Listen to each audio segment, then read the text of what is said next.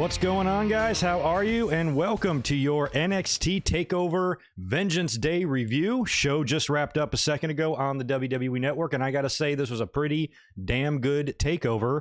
I was never doubting that. I pretty much knew all day long that regardless of everything that's going on in wrestling right now that kind of sucks, one thing that's an absolute mathematical guarantee is that we're going to get an awesome show tonight filled with lots of great wrestling, and we got just that. Very little to complain about on the show tonight. A couple of funny things, a really fucking hilarious botch that I'm going to shit all over the WWE about. We had a nice debut. Eli Drake is now in NXT, going to be known as LA Knight, has officially signed his contract. I had the Dusty Cup finals mixed. I predicted one heel and one babyface, but I got them both wrong. And the opposite teams of what I thought won, and I was really happy with both of those as well. And pretty much entertained from top to bottom on the show with a really cool, nice twist ending at the end of the Finn Balor and Pete Dunne match. Knew something was going to happen there. The way Balor was celebrating in the aisleway, you know, with the camera, you know, facing on him, and he's got that big, you know, background. I'm like, somebody's going to run out there. I thought it would be Karrion Kross, or maybe an LA Knight, or I don't know, somebody, you know, to set up his next feud. And then it turned out to be Lorcan and Birch, which then spilled over into the Undisputed Era and the heel turn and the super kick in the end and all that stuff. And I think we might be on the verge of maybe the Bullet Era in NXT, because we might get a leader replacement there with Balor and Adam Cole, but we'll talk a lot about that. You guys can throw your letter or number grades at me in the chat. A, B, C, or D, 1 through 10. What'd you think of the show? I'm sure all of you are going to give it pretty high marks. I did not predict any title changes. We didn't see any, but we still, even with that, and even kind of knowing that going in, I think for the most part, I think we can all agree that none of us were really feeling an Io Shirai or a Balor or a Gargano, for that matter, title switch at this point. So we are basically just in it for the wrestling, and that's what we got. So very little to bitch about, and we'll talk about it. We'll hang out. We'll see what the audience is like. My NXT reviews usually do not perform well, so we'll run through the results here. We'll hang out, and depending on how many are here hanging out, we'll do Q&A or chit-chat or whatever, because I am not going to be up here tomorrow for my Raw review. I'm up here every single Monday. Don't think I've missed a Monday in 2 years or something, but I will be out of town. I'm going to be heading over to Arizona for a couple of days for a little getaway, and I'm going to be missing Monday Night Raw tomorrow. But based on the last few Raws, probably a good time to take one off. I think things will probably really get cooking as we get on the other side of Elimination Chamber and on the other side of Fastlane as well, and really start building towards WrestleMania. So unfortunately, I won't be here tomorrow, but we'll be back going strong a lot here between now and WrestleMania. I'll be up next Saturday for the Winged Eagle, and we'll do Elimination Chamber predictions 1 week from tonight. We'll be up here with an Elimination Chamber review. 2 weeks from tonight, we'll be up here for a WrestleMania 17 watch-along. So mark your calendars on February 28th, Sunday.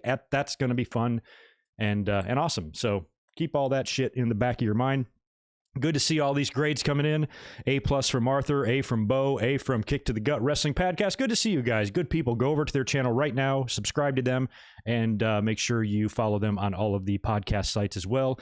Good dudes over there. Richard Wells gives it an A, transferring heat. B+. A from Victor.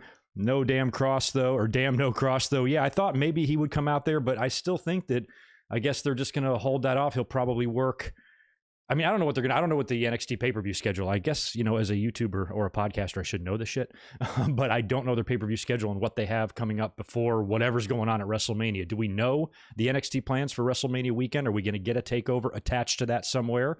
If that's the case, then I'm thinking it would be Kross and Balor, but now it's looking, it might be Cole and Balor. I don't know what the hell is going to go on there with Finn Balor and the title.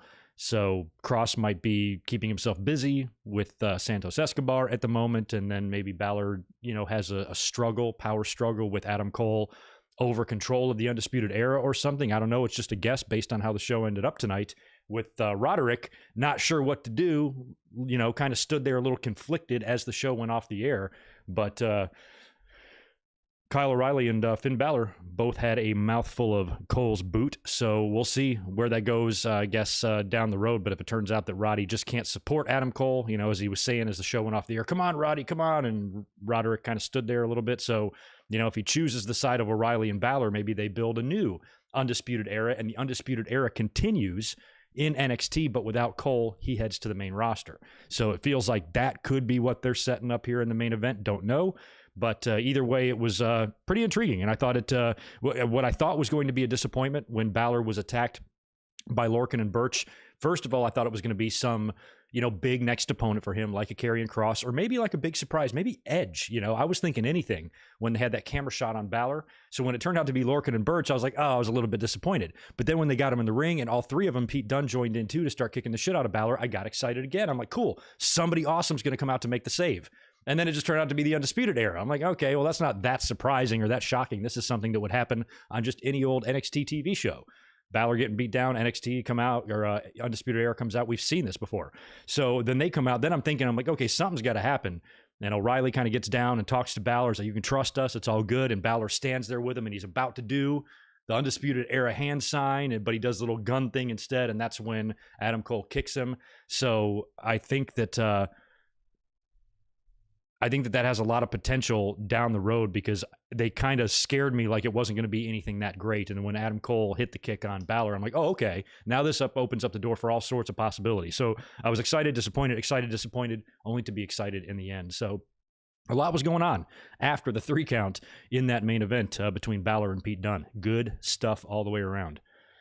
Oh my God, Ryan, the Cameron Grimes music video, little vignette they did was fantastic. I put that on Twitter. I said, everybody deserves to be sexually aroused on Valentine's Day, and Cameron Grimes just ensured that for all of you. So make sure you go over to Twitter and shoot him a thank you, because that was sexy, extremely sexy. I'm still a little flushed from it. Good job, Cameron Grimes. He is rapidly becoming my favorite person and character in the company. He's great. He's earned my respect now for probably, I'd say, the last 8 months or so. I kind of started taking notice. I'm like, okay, he's kind of fucking funny. And then I thought what he did with Dexter Lumis, I thought that strap match was one of the best strap matches I've ever seen. Maybe the best I have ever seen. And I've seen a lot of fucking strap matches. I'm 43 years old. So he's been growing on me. And now with this brilliant angle of having him get rich in the GameStop stock, and his explanation for why he decided to invest in GameStop was the funniest. And now with the music video and everything, it's just absolutely beautiful, and I love it. So I hope he wins the title. That would be amazing. Chris Ludecki, good to see you, man. Appreciate the $5 super chat. Can't believe they broke up Undisputed Era on Valentine's Day. No shit, man. Do you think it's time for all the UE guys to go to the main roster separately? Well, we just talked about that a minute ago. I don't know what the plans are, but it feels like what they could have possibly set up here is, instead of just doing all of it at the end here, you leave one undecided member. Plus, we don't know what's going to go on with Bobby Fish either. So Roderick is a little bit conflicted. Now you got O'Reilly and Balor on the same page. Cole is now on one side, and now it's going to maybe the other, they're going to both be vying for the other two, Bobby Fish and Roderick. I mean, Fish, I guess, is hurt, right? But now Roderick, maybe they just stretch this out, and maybe eventually Roderick kind of sides with Cole at first, but I have a feeling he's just not, because Cole orders him around and shit, so eventually maybe Strong has enough of that, and he joins Balor and O'Reilly, and then at some point Bobby Fish gets healthy and comes back or whatever, and that's the new Undisputed Era, because the Undisputed Era is one of the best factions in modern day WWE. It's been very successful in NXT. I've loved it, and I don't necessarily need to see it go away. And we've all talked about Adam Cole going to the main roster, so this would be one hell of a substitute here. Finn Balor, with all his ties back to the Bullet Club and stuff, he'd fit right in here like a glove, and they could maybe modernize or maybe tweak up or spice up the faction a little bit, maybe give it another name, Bullet Era or fucking Undisputed Bullet, or I don't know what the hell, some sort of a morph between the two, and Balor can now be the leader. He's got the title just like NXT and Adam Cole did, and they can continue on pretty much the same run, because Finn Balor is every bit as strong, if not stronger, than Adam Cole in terms of his size and stature on the roster. So he makes a very good replacement, kind of like in over in AEW. You feel like it's going to eventually be MJF taking over the Inner Circle. This is kind of different because they're getting an upgrade in a lot of ways here with Finn Balor. I'm sorry, with MJF, because he's younger and everything. But in NXT, they're more evenly matched guys, but Balor's the guy on top right now. So they could have a couple of shots on their way out the door for the title, and Balor beats him in a loser leaves town match or some shit like that, or control over Undisputed Era, or I don't know, something like that. And then Cole makes his way to the main roster. So it feels like that is what they could be setting up here for. But at the same time, they might start breaking them up, but I don't know if that's the best idea. I'm nervous for guys like Roderick Strong and Kyle O'Reilly on the main roster by themselves.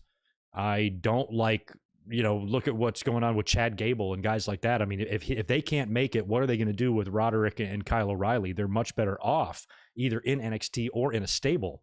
And that's where I'd kind of keep him at this time. That's, if you ask me. So maybe Cole, I think, has got the charisma. He does lack the size, and I worry about him a little bit on the main roster, but he's a pet project of Triple H and Shawn Michaels. He's got a little bit of backing, and I think the creative team, they're not going to brush him off and keep him in catering like they do Ricochet and shit like that. I think he's got a little bit more to offer than that, but I still am nervous, about someone like him who is so successful and has had such a run in NXT. What that will translate to on the main roster is probably not going to be really good, but I think he's got a much better chance than Roderick or O'Reilly on their own. So I kind of think I would keep them in that role and maybe just keep that Undisputed Era thing going for a bit and just make Balor the leader now. That's what I'd do. But it is kind of sad that they broke up on Valentine's Day. So sad, but they might still get patched up, and maybe the Undisputed Era is not quite dead yet. It will just have a new look. That's all. So we'll see. Hey, Deshaun, what's up? Good to see you as well. Appreciate the $5. On the same night, The Rock returned in 2011. That's right, 10 years ago. Eddie winning the WWE title at No Way Out 04, and Vince bump off the cage 99. The system was shocked. I didn't even realize that The Rock's return was on Valentine's Day or No Way Out 04. I didn't know that Eddie's victory was Valentine's Day. No idea. And, of course, we know Vince's was because that was St. Valentine's Massacre. The old blue bar cage painted black just for that match. And Vince, man, that bump, still one of the sickest to this day. It's been hard to be topped where you legitimately thought somebody could have died. That was Undisputed Era. I like that. What's going on, JJ Leg? I'm Danny Burch's twin. Anybody bald, pretty much. Scrolling back up here to cruise at some of those other letter grades. But yeah, so anyway, all in all, pretty good show tonight. We're going to start going through the results here one by one. Just thought I'd hang out with you guys and chat first. We should talk, though, about the big signing today. 2 big signings by WWE. We've got Taya Valkyrie from Impact, and she's one of the more successful Impact Knockouts champions there with a lot of respect, and that's kind of a big signing. A lot of fans are really happy to see her. I've only seen a handful of her matches, but she's probably going to add a lot to the women's division. That's a great signing. And Eli Drake, who's pretty much been known for cutting some pretty good, Austin and Rock-like promos in his career. Last time I saw him, he was working, NWA Power and shit like that. It was reported earlier on in the day that he was backstage at NXT, and he is likely signed, and that was pretty much confirmed tonight on the show. But during the pre-show, you had him. It was Sam Roberts and Wade Barrett and the Bleacher Report guy. They were doing the kickoff show. And Eli Drake shows up, grabs the mic. Wade Barrett at first is ecstatic to see him because I think they worked NWA a bit together. And he's got this big grin on his face. And, of course, Drake insults Sam Roberts and kicks him out of there. And he insults the Bleacher Report guy. And then even kind of gets in Barrett's face. He's like, yeah, I know don't suck up to me, man, because I'll pull you out of retirement just to send you right back in it. So just talks all this trash, gets in the camera, faced in the camera and points at it and, cuts his promo and reveals that he's now going to be known as LA Knight. So I don't know why he chose to be LA Knight, what that means. I immediately thought British Knights sneakers or something. So he's going to be known as LA Knight.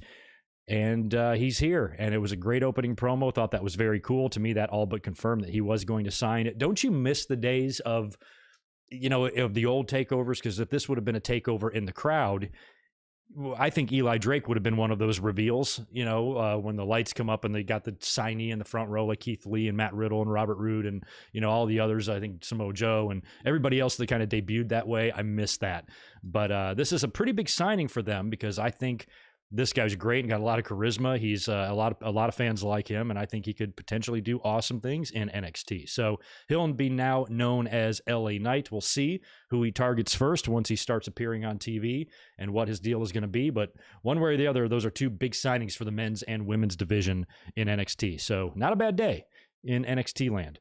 Oh yeah, that's right. She's married to John Morrison. I knew that, Deshaun. Appreciate that, and thanks for the $2 from you. So, yeah, again, that's not a huge surprise that they've brought her in, but I'm pregnant with emotion. I'm pregnant with emotion with a baby. Oh, Finn's a great solo superstar, but I like Finn in a group too. Finn's versatile. That's what's good. That's what you want. If you're a wrestler, you don't want to just be good at one thing. You want to be good at all things. So if you're somebody that can thrive on your own and thrive in a group, more opportunities to make money. So I have no problem at all with Finn being in a group. I don't think he's one of the guys, oh, he doesn't need a group or whatever. Let him do whatever, Don't make it work. This is NXT we're talking about. They have a much lower fuck up rate than the main roster, where the main roster, Raw and SmackDown, they just screw up everything. But in NXT, they got their shit together a little bit more, and there's a little bit more forward planning, I think, and that sort of thing, to where they think this shit through. Maybe not the best, but they definitely think it through a lot more than they do on the main roster, where we got WrestleMania coming up in a few weeks, and I still don't think WWE knows who the fuck is challenging who. So at least here, they got a little bit more grasp on things, I feel like, in most cases. You guys want to do me a big flavor and a little goodbye present to me, because I'm leaving for go out of town for 3 days, and you guys aren't going to see me until Saturday? Hit me with a like. Thumbs up. I'd appreciate it. I'll go on my trip happy if I know you liked this video. Mr. X, glad you brought that up. I only am slightly knowledgeable about that situation, about the Sammy Guevara situation. Apparently, what they said, this is all I know, and correct my inconsistencies here, because this is just what I read today. The angle they ran on AEW this past week, where he got pissed, quit the Inner Circle, that was supposed to set up him appearing on the next set of Impact tapings. But apparently, after he was told what was going to happen there and what they had planned for him, creatively, he didn't like it. And he expressed displeasure over it or whatever. And then, Jericho called him and said, hey, when he was on his way there, apparently. He goes, when you get there, just come back. Don't worry about it. And Tony Khan had agreed to let Sammy go there. And I guess Sammy took it upon himself to disagree with the creative aspect of whatever they have planned. And so now they've pulled him, but there's a little bit of heat on him, I think, from Tony Khan for what he did. So I guess, you're going to have some backlash, when you choose, there's a fine line between micromanaging your talent to death like WWE does and giving them creative freedom.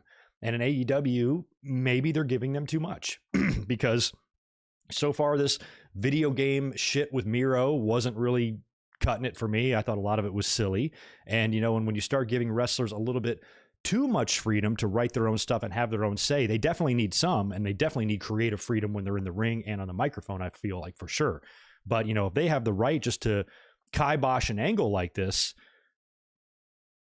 I don't know. I mean, that wouldn't happen in WWE. They're like, hey, by the way, you're going to go do this and you're going to go do it. There's no, oh, I don't like it. You're going to go do it or whatever. I mean, unless it's something that's offensive or, could potentially be a sensitive subject or something like that, where they let the talent, decide if that's something they're comfortable with. But if it's just a regular old wrestling angle, you don't have a choice, motherfucker, go do it. So I don't know. I don't know who's in the right and who's in the wrong here. I don't know enough about it. I like Sammy Guevara. I would think that everything we've known about Sammy seems like a guy that's done business. So if something does strike him creatively wrong, this isn't something we've really necessarily heard from him before. We've never heard about him being a pain in the ass or being political or, too much. I think every wrestler needs to take care of themselves and look out for themselves. We don't see enough of that now, as a matter of fact.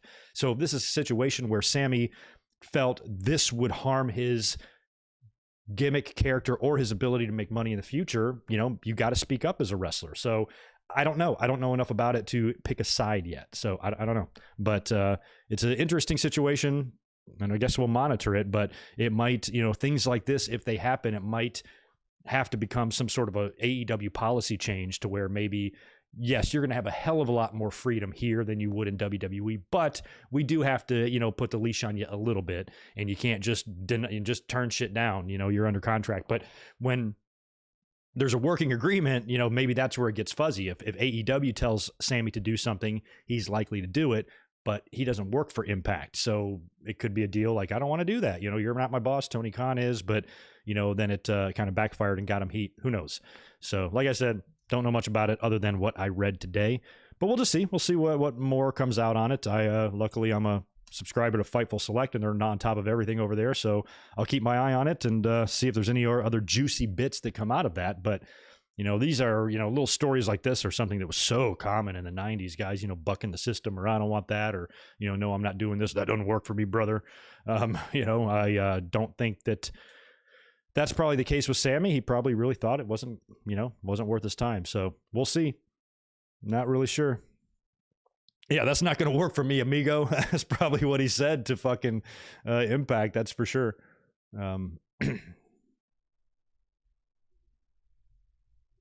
maybe. I'm still Dial J for Josh. I'm still thinking Edge is Roman bound for WrestleMania, but they haven't really made that totally known. So we'll see. Don't know if the plans changed or if they're going to maybe it was Edge and Roman at first. Now it's potentially changing. Not sure.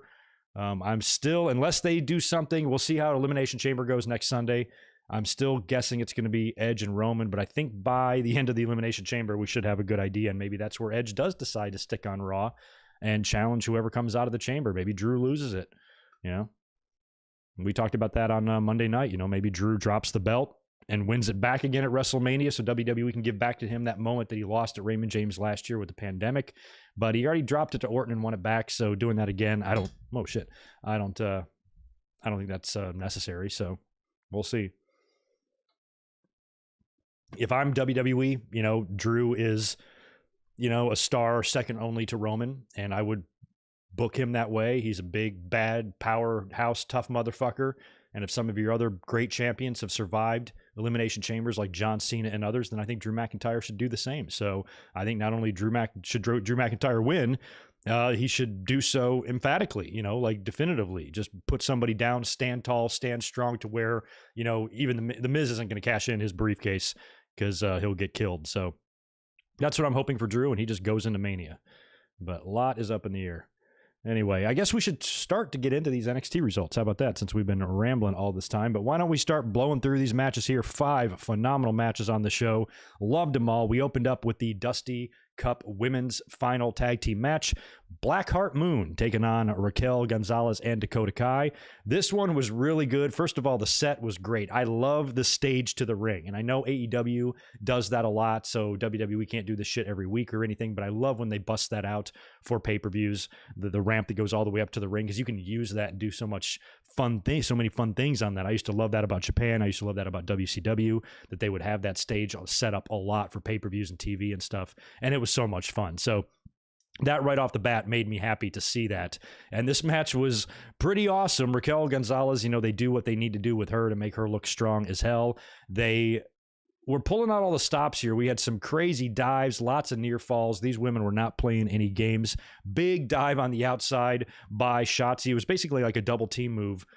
I can't remember who was even out there. It was Dakota or Raquel was on the outside of the ring, and she's basically going for like a suicide dive through the ropes, but Ember jumps up on the ropes basically to push them down on the middle rope with her legs, and Shotzi dives through her legs that are spread out underneath the rope. It kind of looked cool, and dove all the way almost into the announce table, which is a very close call there, but very cool. Later on, you got a crazy, I suppose like a doomsday device, modified doomsday device onto Dakota Kai from Shotzi and Ember. And Dakota just slam, flat on her back, flat on the back of her head too. She didn't break her fall at all. Didn't seem to get her arms or elbows out or anything, and just took that thing hard. And all three ladies, took a pretty nasty bump on that. And I was worried that Dakota might have been slow to get up or concussed or anything, but nope, she was right there, right back up here in a matter of minutes, back in the ring, kicking ass in there. So that must have been very painful, but she fought through it. Raquel, of course, is tossing women around all during the match. We had lots of near falls and saves.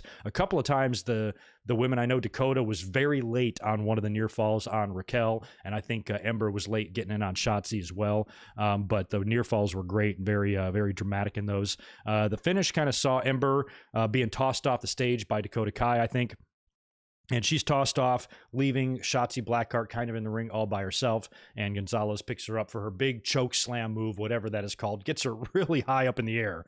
Gonzalez is just a freakishly strong person. Slams Shotzi down and pins her for the win. And there you go. Dakota Kai and Raquel Gonzalez are your Dusty Cup Finals winners, and they now get a tag team title shot against the women's tag team champions. And this is great. I mean, I'm happy to be wrong. I picked the baby faces kind of only because I thought they kind of made a fun kind of impromptu team right now. Neither one is really in the title hunt. They're both, they both have interesting looks, similar wrestling styles, very charismatic, and there's a lot you can do there. Plus, we got a heel tag team champion right now with Shayna and Nia, and I thought that might make for a fun match.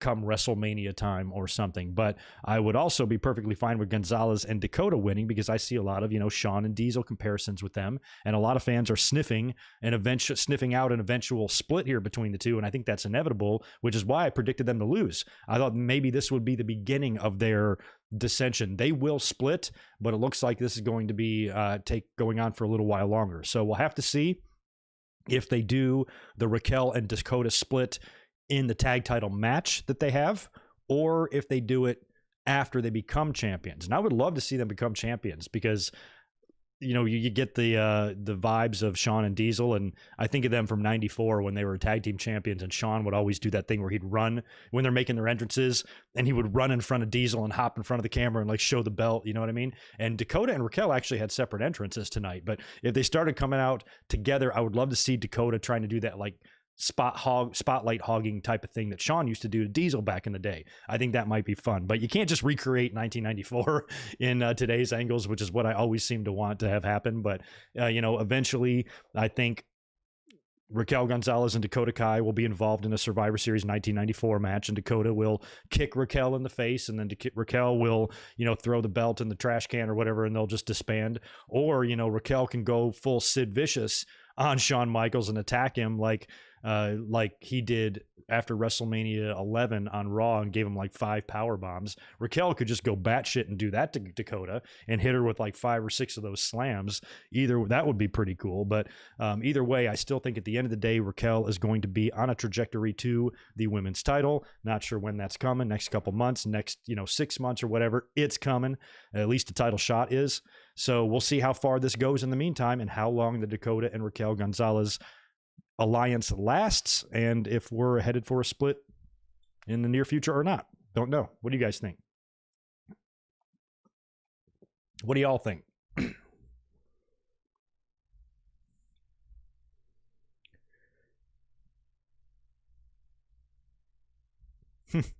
Yeah, my beer's just open right up. I look at it, I say, hey, Stella, open. It does. Pops right off. I say, yes, sir. Oh, yeah, don't forget, Miz has got the money in the bank. Essentially, this moron has got 2 opportunities to win at the Elimination Chamber. He could lose and then just stay out there, wait for the winner, and cash in and win anyway. I still don't think he is. It just makes no sense. This is WrestleMania time. The last motherfucker in that locker room right now that I think should be WWE champion going into WrestleMania is The Miz, and he's the one with the briefcase right now. Jesus, put it on. Give the briefcase to Tucker. I'd be much more satisfied with that. So, yeah, that makes me nervous, but I just can't see them doing anything crazy with The Miz prior to WrestleMania. That would blow my mind. So what? The Miz cashes in, and then what? It's Miz and McIntyre at WrestleMania? That match is going to break Daniel Bryan and Sheamus's record. So no, Miz, absolutely not.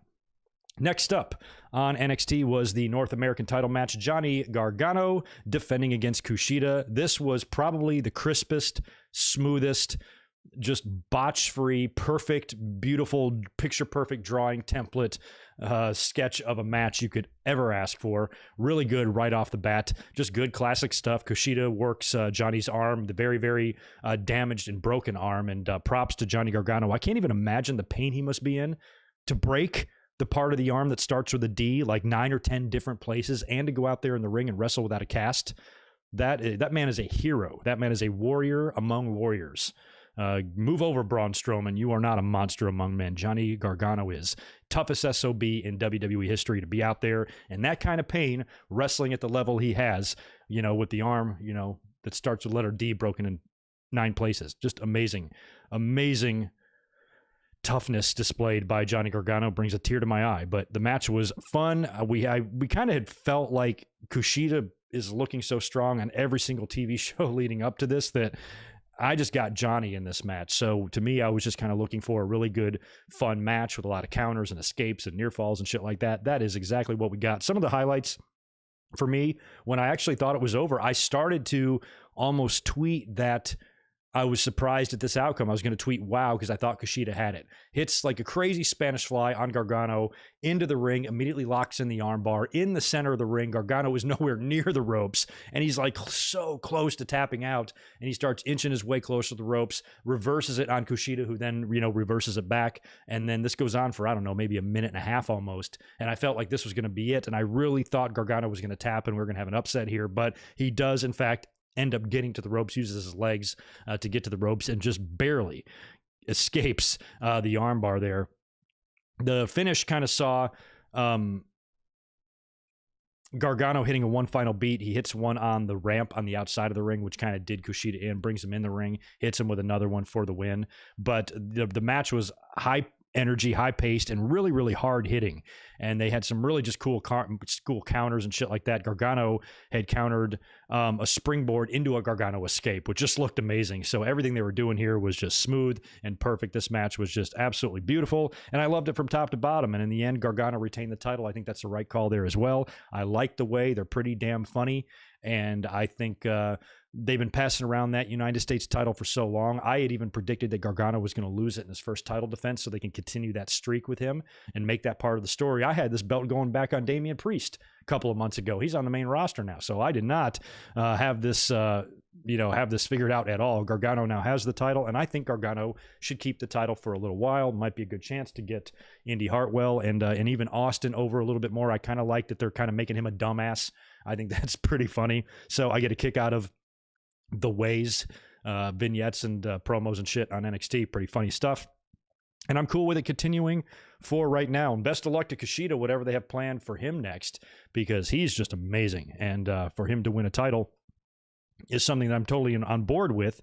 It's just, I think I'm more on board with Gargano at this point and what he's doing. But very good match there. Loved it. Yeah, there's so many kidnappings going on in wrestling right there. Yeah, Loomis kidnapping theory. Loomis is hilarious. He's still lurking around and then freaking everybody out. So I wouldn't mind him being the one to take that North American title off of Johnny G. I'd be totally cool with that. Spaz Phoenix, good to see you, man. Appreciate the 5. People saying that WWE is going to fire more people, but NXT just picked up Corda Jade, Gigi Dolan, Zoe Stark, Taya Valkyrie, LA Knight, Blake Christensen. Yeah, they signed a couple more, too. They signed, or maybe that's their new names. Priscilla Kelly. Is she Gigi? Forgot which one she's going to be. But yeah, they've been picking up. They've been grabbing some talent, man. And now with LA Knight showing up. Yeah, Vince not knowing what to do with certain NXT talent is very common, Tile J, but you can tell that WWE likes what they see out of Priest. So I wouldn't worry about Priest, at least in the immediate future. All right, we got, what was up next? I think the tag match, right? Yes, that's right. Dusty Cup men's final was up next. MSK taking on the Grizzled Young Veterans. Another match that I got wrong. I had this reversed. I liked the MSK story. I liked that they finally let you get to know these guys a little bit with some of the video packages they were playing on NXT and tonight on NXT. But at the same time, I thought the Grizzleds had kind of been there more. WWE seems to really like them as well because they put a microphone in Zach Gibson's hand every time they're out there. So they talk, they've got charisma. They're a really, really, really good tag team, and they've kind of put their time in a little bit. This would be a big victory for them. It would be a big victory for either team. I saw a lot of, nobody was really arguing on Twitter, but I did see varying opinions. I saw people say MSK needs it more, Grizzled Young Veterans need it more. I think there was people in both camps, and I think it was about equal. I don't think one team really needed it any more than the other. It was going to benefit either one. Would definitely make a great statement for MSK if they won just shortly coming. They've only been in the door for 3 weeks or something, and now they're the Dusty Cup Finals winners. Pretty big deal, but at the same time, Grizzleds have been impressive as well, and you can tell that they've got a future, especially with what they can do on the microphone and stuff. So to me, it was a toss-up. I picked Grizzled Young Veterans. I was wrong, and MSK got the win here in just a ridiculously athletic display from all these guys, especially Wesley. He reminds me a lot of, just a Montez Ford or a Ricochet or a Will Ospreay or just somebody that has stupid athleticism. And he's just doing some shit in there. I probably only watched 3 or 4 MSK matches, but every time it was really hard to even make notes for this match because as I was typing down something awesome that they just did, then they just do something else awesome, and I can't even keep up. I missed 2 awesome things in this match because every time I look down to write something down or to type it, they're flipping and flopping around even more. So really good match. I loved the spot where they've done this in their last match too. It's basically like a standing moonsault by Drake, and Wesley, when he's in the air, he pushes him in midair during the standing moonsault into Zach Gibson, who was laying down. And it just looked awesome. And then that was right into a Poison Rana onto Drake right after that. So it was they've got that Young Bucks rockers type of continuity that's so fun to watch. And they are just stupidly athletic. And this thing was just madness from top to bottom. I don't know. I'm wondering if the men's winners or if the grizzled young vets and Shotzi and Ember had any sort of discussions about their respective on the floor doomsday devices, because I talked about the one earlier on that Dakota took that she just looked like she landed right in the back of her head. This one was even crazier, and this was more of a suicide dive doomsday device onto Wesley by the grizzled veteran. So I think it was Drake that went flying through the ropes, and it just the way it looked, he just clotheslined him right off the shoulders. Wesley just did a complete somersault, landed on the floor. All three guys went down, and I like that one better than the women's one, but they were both good. So I'm curious if they had any sort of discussions throughout the day. Hey, you guys gonna do anything crazy? Oh, we got a doomsday device planned on the floor. Oh shit, so do we. I'll tell you what, we'll do a suicide dive. I'll dive through the ropes. You go up to the top rope. Cool. Fist bump and they're out or whatever. So it's kind of interesting that we saw a couple of similar spots in both of the Dusty Cup Finals matches. But in the end, MSK hit their finishers to win the match, went up and celebrated on the ramp with the cup and the confetti and all that stuff. Very happy for them. They seem to have, their personal stories and things that are going on in their lives that make this a very special deal for them. And now this really puts them on the map, and we might have this rebirth, so to speak, of tag team wrestling in NXT. It's getting close to as strong as it has been in previous years. Maybe not quite there yet, but you got some damn good teams, and MSK is a huge addition. They've now added, they just didn't add any old tag team. They didn't add Everrise. They added a team that's immediately going to be in title contention to their roster of teams, and that's a pretty big upgrade there for the division. So very good stuff there. I enjoyed the cup. A lot of good matches on NXT leading up to this, and both finals matches lived up to the hype. So great stuff there. After that was when we got that very, very sexy Cameron Grimes music video with all his money. That was fantastic. Loved every single second of that as it went on. So please go check that out if you just want to be, like I said, aroused. And after that, we had the women's title match. We had Io Shirai defending the NXT women's title against Toni Storm and Mercedes Martinez. We talked about this yesterday in the predictions that I just did not see any way that after the run Io has had, who is going to be coming close to approaching a year here pretty soon, is going to lose to Toni Storm and Mercedes, especially when the two of them seem to have this issue, and I think their issues will wind up canceling each other out. This match was good, and it started out great. I have no issues with the match at all, but everything took a turn when Toni Storm was on the outside of the ring, I believe, with Mercedes, and she's going to apparently get the table ready for some sort of a table bump. She goes over to the table, to the announce table where Beth and Vic and Wade are sitting, and she starts tearing the shit off the table like you normally would, like the iPads, and pushing the microphones and the papers off the table. And as she's doing that, the table just collapses all around the announcers. I was just like, oh my God, you gotta be fucking kidding me. I just laughed so hard. You talk about just... everybody went silent. Even the fake crowd went silent. That's how hilarious this was. You're like, oh shit, no, they didn't. And props to Wade Barrett thinking on his feet, who at least had enough mindset to say earlier on when MSK landed on it, they really loosened it up. It's been wobbling all night. So he tried to cover, but it's like, have you seen the best ones, or like the fake martial artist videos, like where they're going to break a bunch of bricks, but something happens and they hit the bricks by accident and they all break because they're all fake or whatever. So it kind of reminded me of that a little bit. Like there's no way to really explain that away, that the table just crumbled like that. I mean, it was literally being propped up because, I mean, I don't know, maybe they loosen shit up. Maybe before a table bump, the announcers start unscrewing shit underneath it or something to loosen it up, to prepare it to break. And plus, women aren't as heavy as the men, so it's harder for them to break tables a lot. We've seen that in the past with these, Sasha Banks trying to take a table bump and the poor girl just bounces right off of it. So, they're trying to gimmick it, I suppose, for safety, which I can appreciate, but come on, can you make it a little bit more sturdier than that, than just moving a pencil off the table makes it break? So that was fucking hilarious.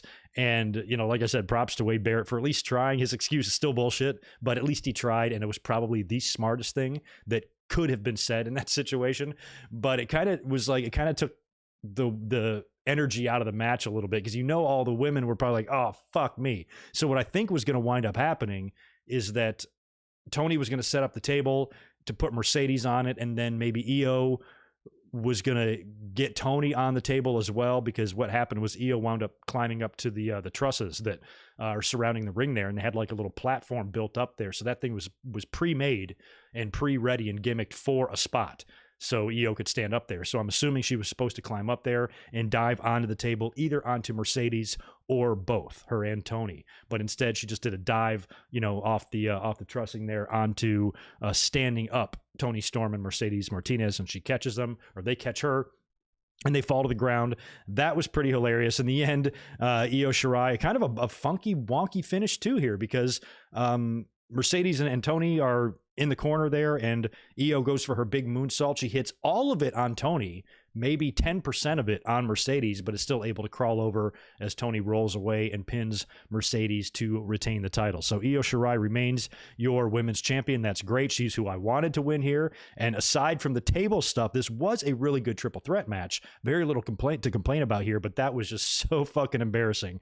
But I wouldn't worry about it. Like, nobody's going to get fired or anything like that. If this was 25 years ago or something, well, they weren't really doing this to that degree 25 years ago. They had just started the tables 25 years ago. But if this was something in a little bit more serious times, maybe in the Attitude Era or something like that, maybe there would be some more consequences. Maybe this would be a bigger deal. Maybe this would be a more embarrassing ordeal. But I just think that in modern times, with what we see on the network, and there's no such thing as kayfabe anymore, Triple H and everybody backstage at Gorilla was probably not panicking during that. They were probably laughing their asses off. And this will probably be something that will be talked about in an upcoming Broken Skull Sessions. If any of these ladies ever appear on that show, or some sort of an Untold doc, or, maybe one day if Mercedes has some big moment, she wins the title, they do a little piece on her. And they'll talk about this moment back when she had a match take over, the table broke, and how embarrassing it was. Probably Toni Storm will be the one to talk about that, since she's the one who did it with her very strong hands there, moving things around, and the table just broke. So, in a way that didn't even upset me. That didn't even embarrass me. Like, oh, fuck, that's got to suck or whatever. To me, that added to the greatness of the night. It was a botch that I thought was harmless. It was a botch that's not a big deal. Everything I watched, by the way, we're going to talk about that here in a minute. I watched the Royal Rumble Untold doc today, and they're breaking kayfabe every 5 seconds during that. So, or the day of doc, not Untold. Day of Rumble doc, which we'll talk about here in a minute at the end of this. But I don't think in today's day and age, we're all on the internet talking about what makes sense and doesn't make sense. It's a botch. Like, what has been revealed to us? Was there really a wrestling fan at home saying, wait a minute, you mean to tell me that this is fake? So I wouldn't worry about it. Basically, as well. Like, I saw a few tweets about, oh, somebody's gonna get fired. Nobody's gonna get fired. It's gonna be fine. Nobody's gonna get fired. If anything, somebody will be like, hey, who was in charge of that? Don't do that again. All right, on with your day. So pretty funny stuff. Loved it. Maybe Nia Jax's hole had something to do with it. Maybe she farted from the back of the Thunderdome, and it made its way all the way up to the announce table and crumbled it, just disintegrated it. That could have been it. So maybe it was Nia's fault. We can blame Nia. That always seems to work. And we've seen tables fall before. I was at a show where that happened, SummerSlam 2000. I was there in Raleigh, and Triple H went for that pedigree on Angle, and the table collapsed early, and Angle got a concussion, fucked himself up pretty good. Still wound up coming back to finish the match because he's a damn stud, but it happened. So it's not the first time really we've seen this, but that thing just crumbled without even touching it. So hilarious. Yeah, all within 1 week. In less than a week, we got Nia's hole, and we got a table just falling apart on its own. Hysterical. But WWE, they don't know how good they have it having somebody like Wade Barrett out there. Dude's awesome. Tried to cover. He's smart. Smart, thinking on his feet. After that, we cut backstage to see LA Knight back there with William Regal sitting at a table, and LA Knight officially assigns his NXT contract, so he is now here. It's going to take some used to calling him LA Knight, but I think he's going to be good there. You know what I'd like to see? I mean, he seems to like he's coming in as a heel at this point, but I'd like to see like an LA Knight and like Pat McAfee promo battle of some kind. I don't know who you keep heel in that situation, or if you have LA Knight continue to be a heel, or if the fans are going to naturally kind of take his side in that, but that would be fun. See a little feud there. Two obnoxious guys screaming at each other. That's always fun, right? After the LA Knight contract signing, we officially go to the main event, like I said, which was fantastic. Would you guys classify this as the match of the night? I think I would, although Gargano and Kushida gave it a run for its money, I think. Tag match, men's tag match was also very good, but I think I'm still going to go Balor and Dunne. Let me know if you disagree and think it should be another match instead. But this one was fantastic, lived up to all the hype. Pete Dunne focused mainly on Finn Balor's jaw at first and worked on his fingers later on in the match. Balor's strategy was to work the knee and the ankle, and with a lot of just punishing strikes too throughout the match onto Pete Dunne. Thought for sure we had a big upset. To me, I had all the confidence in the world that Finn Balor was going to retain the title here. As much as I love Pete Dunne and would love him to be champion and stuff, I'm thinking about where we are in terms of time of the year. We're heading into WrestleMania. That would be the most random NXT title switches ever if you just gave it to Dunne right now in the middle of all this. So I felt like 1,000,000% Finn was going to retain here, but boy, did they have me. They had me fooled there at the end for a minute when Pete Dunne did the finger snap thing onto Balor and then hit the bitter end. I thought for sure that was it, but Balor then kicks out and Dunne immediately gets back up and then double stomps his fingers on the mat like twice and then hits him with a super kick to the face and then goes to hit him with a power bomb, and Balor then counters into a DDT. So this thing was a roller coaster ride. The finish was great because it wasn't, they didn't overdo it, I don't think, with the near falls. They had a few great near falls in here for sure, but they didn't overdo it with a lot of overbooking. We didn't see any outside interference during this match either. So everybody kind of, kept away, which was good, and that helped. And even though we had a lot of near falls, a lot of close calls, in the end, it was a pretty definitive victory to where you weren't questioning the 3 count. He hit him with everything. He hit him with all 3. So Balor's got Pete Dunne down. I think Pete Dunne is kind of like in a sitting position on the mat, hits him with basically a running drop kick, double feet right to the face, and then hits the coup de grace off the top rope, picks him up for the 1916 for the win. So it was like boom, boom, boom, right in a row. Pete Dunne, there was no getting out of that. And the minute he hit the 1916, covered him, I knew that was it. There was no doubt in my mind. The referee was going to go all 3 counts on that one, and he retained the title, which is great. And they gave us exactly the type of match I thought they were going to give us, and we were all hoping they would give us. Just an awesome kick-ass match and a great outing by Pete Dunne. Not that this guy can't be NXT champion one day. I kind of hope that he does, or, at least North American champion or something like that in the future. He's easily that good, but Balor really needs to remain champion right now. And that set up what we saw at the end. Balor is celebrating with the title. He goes to leave. He's celebrating up the ramp. And as soon as you saw the camera angle on him, you knew someone was coming out.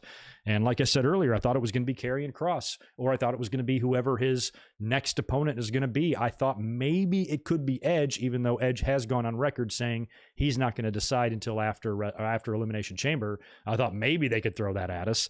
But when Lorcan and Birch ran out there and attacked him instead, I was like, oh, I kind of thought it would be somebody better than that. But then they throw Balor in the ring, and Pete Dunne joins in, and all 3 of them are beating Balor's ass.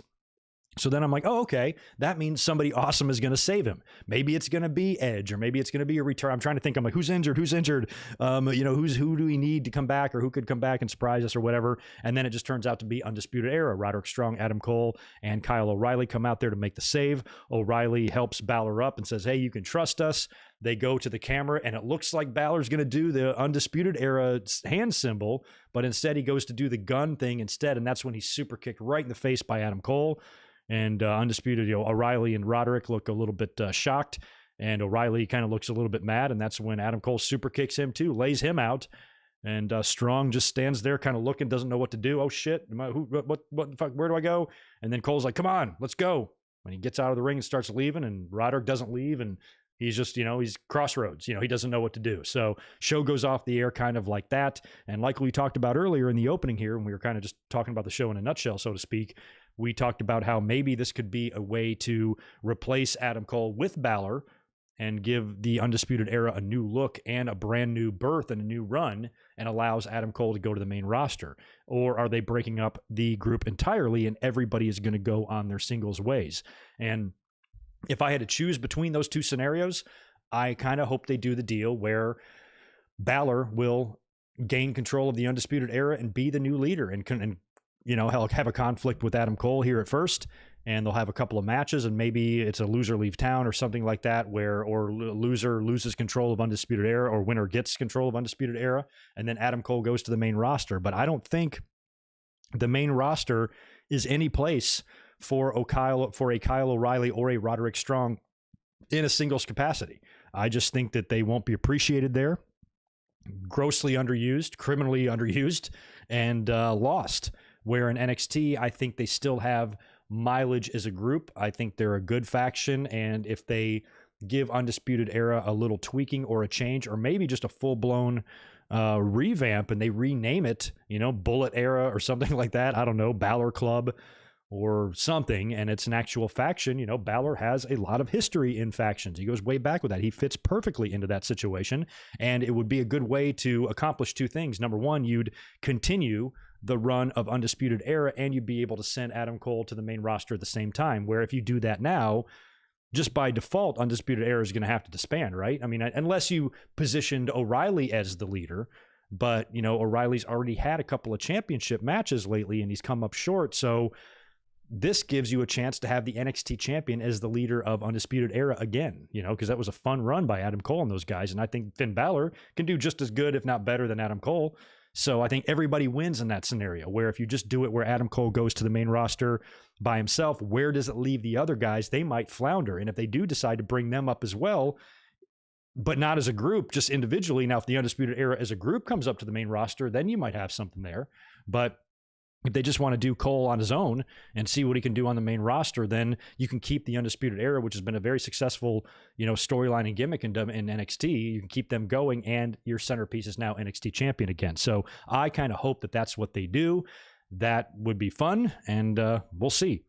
We'll see what happens. But you guys give me your ideas on where that's going to go and what the future of that is. Don't really know for sure, but that's where I feel like it's going. I feel like Inner Circle and Undisputed Era are both in for some huge changes on their respective Wednesday night brands. And I think MJF could be heading up the Inner Circle soon, and Finn Balor might be heading up the Undisputed Era. That's a pretty good dream match. 4 best in the Inner Circle against Undisputed Era, assuming Balor becomes the new leader of it. I'm going Undisputed Era, 100%. By a lot, actually. That's not even a fair match. Undisputed Era would kill them, unless it was a handicap match. Finn Disputed Era. I like that. That works. What's up, Zane G? Good to see you.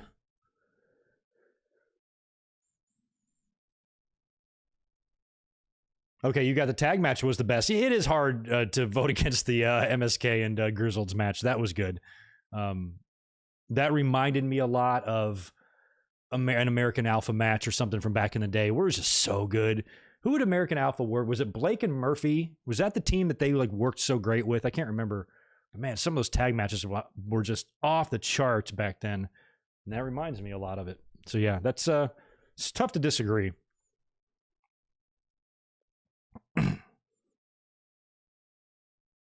The Battle of Adam would be great. Adam Cole and Hangman Page. They could give us that. Adam Cole hangs around those guys all the time because he's with Britt Baker. So maybe they can find just a ring and give us a little handheld. I wonder if that would be against the rules.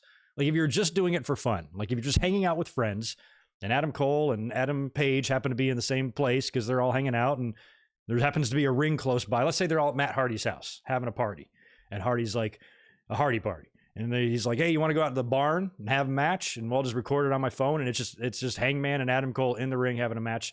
There's probably something against that getting physical. It's like how football players can't, get on motorcycles and shit because, you could injure yourself and cost the team a lot of money. So there's probably maybe some restrictions to working. But if it's just for fun, what the hell?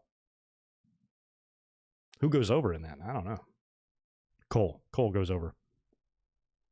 Oh, yeah, a series of matches with the Revival as well. That's right. Pete Dunne, Pete Dio, no. Losing a hard-fought, awesome World Championship main event does not mean you're buried.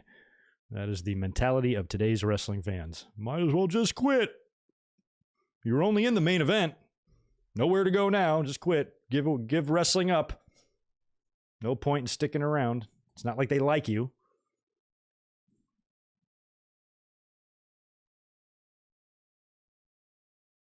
All right, cool. That caught up on the chat there. So yeah, for the most part, that kind of wraps it up for the takeover results. I mentioned earlier on that I came out today, I guess. I watched the Royal Rumble Day of documentary, 30 minutes long, pretty much chronicled Bianca Belair and Edge and their, victories in the Royal Rumble. And that was very cool. The Bianca stuff was very awesome to see, her road there and watch Montez kind of watching with her and what it meant to her. And that whole thing was very cool. Edge's was equally as cool. It showed him arriving to the building with Christian. And I called out that Christian thing. I said, he's going to be in that Rumble with Edge. And there's going to be a moment there. Little did I know Christian would be in the fucking Final Four. And it looks like he might be getting back in the ring a little bit. And when and if the Edge and Roman angle kicks off on SmackDown, Christian will be a part of that. I'm 100% sure. He'll get his ass kicked or be beat up by Roman Reigns or something 1 week during the build to that, 100%. So that was all cool to see them back. It was probably the most tear-jerking part of it was with Xavier Woods. It was the New Day showing off their Brody Lee gear, and Ruby Riott was there and kind of asking, oh, what's this? And Xavier's kind of showing her, and the producer's asking Xavier a couple of questions, and he kind of just gets choked up, and Ruby hugs him, and he has to walk away. He has to just leave the interview, and she kind of chases him down to kind of give him some comfort. He's like, it's just for my friend. We're tributing our friend who's, just died or whatever. So that was pretty sad, but also, pretty heartwarming and cool too. And they showed, what was the other one they did? Oh, the Bad Bunny, the Bad Bunny stuff. And I kind of like that too, because like I said, I'm kind of becoming a Bad Bunny fan just based on the way the fans were such raging cock-wadding assholes about him, which I agree. I've never heard of him and don't care really about his music, but to get that upset about it, like your fucking life is ruined because of this guy's coming in, I thought that was a little bit ridiculous. So I'm like, you know what? I'm not going to get on the same, page as these idiots. I'm now going to be on the bandwagon of Bad Bunny, and I want him to not only wrestle, I want him to win a damn title just to piss them off, because that's how ridiculous I thought they were being about it. But it was cool to see him there, kind of talking a little bit with the stars. He seems to be a really big wrestling fan. Probably the funniest part was they were showing the rehearsals for the song that he did at the Royal Rumble, and that was a song where Booker T was there. And I remember during the show, we did a watch along that night. I was like, so Booker's just standing there. He's not even doing anything. So in rehearsals, they show like one of the producers or whatever talking to Booker. And apparently, I guess they had planned for him to do like a can you dig it, sucka, or whatever at the end of the mat or at the end of the song.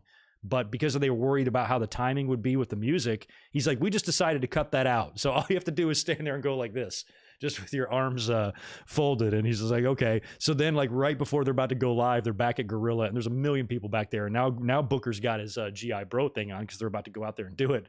And you can hear Bruce Pritchard in the background saying, hey, Booker, don't forget the part where you go like this, which I just cracked the fuck up because that's literally all he did. Don't forget to do the part where you go like this. Oh, man. So I got just a big kick out of that. That was a fun 30 minutes. So if you haven't checked it out on the network, please do. It cracked me up. They could give Bad Bunny the WCW championship. I'd be cool with that. Whatevs, right?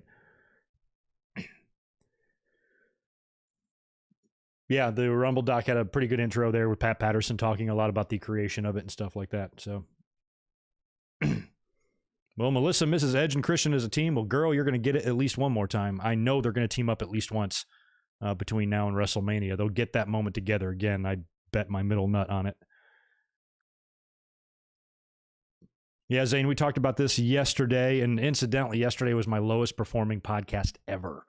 Winged Eagle podcast. So everybody's down right now on YouTube. Everybody's numbers are down, and I know wrestling's not that interesting, but damn. But if you want to hear about that stuff, Zane, we talked a little bit about that yesterday, and it's basically just an internal meeting WWE had with their staff, the production staff, and some of the employees there, talking about how they're not going to give any more promotions or raises or anything like right now, I guess until the pandemic's over, or if this is going to be permanently. But at the end of the day, it's not a good look for them when they're bringing in record number of profits, and they've got these just insane deals. And their money, it's not like it used to be where, everything, the majority of their revenue and stuff comes from live events and pay-per-view sales and things like that. Now it's not like that. So losing the fans, this was the best time in the company's history for a pandemic to hit. Because even if this pandemic would have hit right in the thick of the Attitude Era, like 98, 99, it would have crippled them. It would have crippled them if you can't get the Austin pop. And they didn't have the technology back then to make a Thunderdome. What would you have done? If this would have happened 23 years ago, it would have killed them, and all those ticket sales and all that money would be gone. All those wrestlers would lose those millions. But here, that's now such a small portion of their revenue because the ticket sales suck anyway, and there are no more pay-per-view buys because everything's on the network. Now the money comes in from TV deals. The pandemic did nothing to affect that money at all, and yet they're still, penny pinching and nickel and diming their staff like this to death. What a bunch of assholes. Not a good look for them. And I've always just maintained that it's worth the money. It's worth the little bit, the drop in the bucket that this would really do to your bottom line at the end of the year. It's worth that amount to keep happy employees that appreciate the company they work for. You have no reason to, to trust them if you treat them like shit. I'm not going to give up. I'm not going to go that extra mile for somebody that's not going that extra mile for me. So I just think it's a dumb business decision. I don't own $1 billion company. I don't know, but that's just kind of simple common sense there to me, that it would be worth the very, very small amount probably in money to pay these guys. It's like when small business owners and stuff bitch about minimum wage and stuff. I've been a part of it. I've been working in small businesses my whole life. When minimum wage goes up, you're fine. Raise your prices, do something else. But we're talking like, a fraction here, it usually goes up $1 an hour. It's worth that. We don't even start people at minimum wage because minimum wage is insulting. So, it's worth that little bit of money to keep people happy, because that will go further in the long run. That will save you money in the long run, if you can count on these people to do their best for the company and stuff. So it's just little things like that I think is so silly. Why would you purposely hold a meeting to tell your staff you're going to fuck them? And then expect them to go to work all happy and do their job? Fuck you. So I just think that's shitty. But yeah, we talked more about that yesterday if you want to go back and listen. Oh, thank you for that, Ryan. I was not aware. Sasha's Broken Skull Sessions is next Sunday. That's great. So that'll coincide with the Elimination Chamber pay-per-view. I'm surprised they're doing, I guess I'm not surprised they're doing her because she's the champ and everything, but they just did Bayley. So I'd like to see Randy Orton. He's probably the one that I'd like to see the most right now who's left. Maybe Edge, of course. But I think Edge will have more stories to tell. Or was he on it? No, I don't think he's been on it. So I think maybe Edge in a year from now, after he has this run at WrestleMania and whatever he does this year, winning titles, putting people over, NXT, SmackDown, all that stuff. I think maybe in a year from now, Edge on there would be great. But Randy Orton right now, I think is the guy I probably want the most, just due to the stories that he'll be able to tell. Sasha, I'm sure will have a few, but at the same time, hers might be somewhat similar to Bayley's spot on there.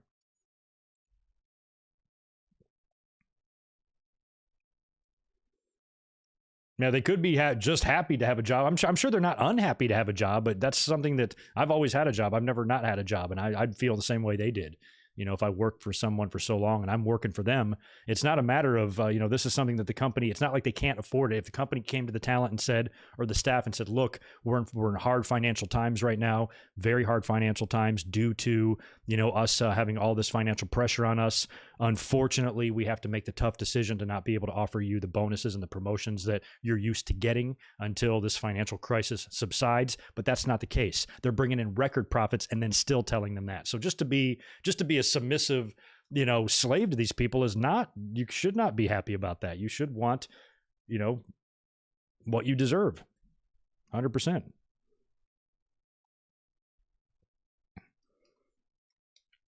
I wouldn't be that way. When I was back east, one of the reasons why I didn't move here is just because it wasn't worth it anymore. I did get annual raises, but I didn't get raises the way I felt I deserved. I felt that the hours and the time and energy and stress that I was putting in and how big of a part that job was to my life, they should be paying me 3 times more. So that's when I decided, I'm like, this is no way to live. Even though I'm making a good salary and I'm make enough to support myself and stuff, it ain't worth it. I need more. I need double. I need triple that. You need to give me, $250,000 for the type of fucking stress you're putting me through. And it just wasn't worth it. So I'm like, I'm getting out of here, going to California and eliminating stress from my life and just try to know my value and earn what I think I'm worth. And I was able to do that here. But, that's not the case for everybody. And in a company like WWE, who is not hurting financially, to make this decision is just a shitty thing to do, period. Especially when what it would cost them to not do this would probably be pretty small. But it's all about that bottom line. Shit's different when you're a publicly traded company. The rules change. They should chronicle Jake Roberts. Yeah, they could, but he's an AEW, so he would be a good one, though. I'll tell you what, Jake would be a great, I might not want a chronicle on Jake. I'd want a Broken Skull Sessions on Jake. Imagine that conversation. Jake's a big reason why Austin is who he is. indirectly, you know, because of the Austin 316 deal, but it's because of that, you know, that promo was cut and strapped the rocket to Austin, and without it, who knows? I think without it, Austin was still charismatic enough to break out, but boy, that Austin 316, he'd have a lot less money in the bank without those t-shirts, that's for sure. Oh wow, Barry. Well, hope yeah. Well, as long as you're happy with what you get, that's great. You know, I've always put a lot of time into my jobs. Like I was at one job, my first job I was at 6 years, second job 10 years. I've been at this job 10 years. So usually I expect to get more, you know, things like that. And if you're working in a, you know, I mean, I do more different work than other people do. People have like office jobs and desk jobs and corporate jobs and stuff like that. You know, you get benefits and you get 401ks and you get, you know, health insurance. And these are things that you expect to get as a worker. You should always want more from your employers.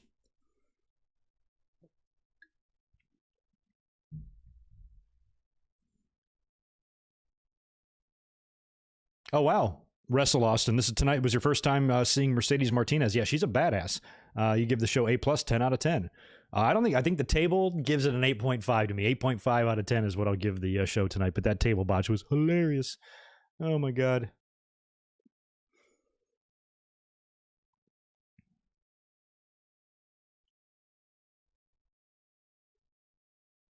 Video game streams are house shows now. Yeah, exactly. Exactly. And WWE gets a cut of that too. These motherfuckers, man. Just take. Yes, Zane, if you just rewind a little bit, I talked about that. I don't know exactly where in the stream we did, but we have talked about the Sammy Guevara stuff, at least what I know of it, but I'm no expert on the situation. We speculated. I thought I talked about what I thought it might be and shit like that. But at the end of the day, I didn't really pick a side. I don't know who's right or wrong in that scenario. Because it could go either way there. You know, maybe they had Sammy doing something ridiculous. He's like, fuck you. Or maybe, you know, he's maybe taking too many more liberties that he doesn't have the right to take. But it's probably a tricky situation in general because he's not under, you know, if he's denying an AEW idea and he's refusing to do something that they do, that's a whole different story because he's under contract directly to them. But if he's on loan to Impact, then, you know, essentially you have to feel like he probably has to do what they have to tell him to. And I don't know who to pick. We'll wait and see how the story is covered later on this week and if any more details come out about it. But right now, I don't really know who's in the right and who's in the wrong there at all.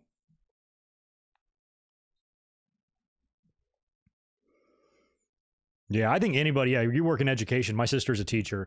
And with the pandemic and stuff, any sort of job that wasn't affected by it, consider yourself lucky. Mine was. I spent a few weeks this past year on unemployment. That initial closure was a couple of months at first, and then I was back on and off sporadically, and then I missed all of January. We didn't even open until the end of January here, and now it looks like we're going to be open. There should be no more closures, and we're off and running. But you know, we just like a lot of different types of businesses had to close during that. So anybody that can be employed at this time, consider yourselves lucky. But at the same time, company's not suffering. You know, my restaurant, you know, we got a lot of help. We got a lot of government help too for small business loans and things like that to keep us afloat, you know. But if things were really dire, you know, and they had to come to me and say, hey, Greg, no raise this year, I'd be like, yeah, cool. You know, I get it. You'll pay me back when, you know, I'll, as long as I just, you know, remain cool and we work hard, we'll get it back. You know, kind of thing. But that's not what's happening with WWE. They don't have any financial issues. They don't have any reason at all that would prevent them from doing this. If they had a reason, then you could at least listen to them like, okay, I guess that makes sense.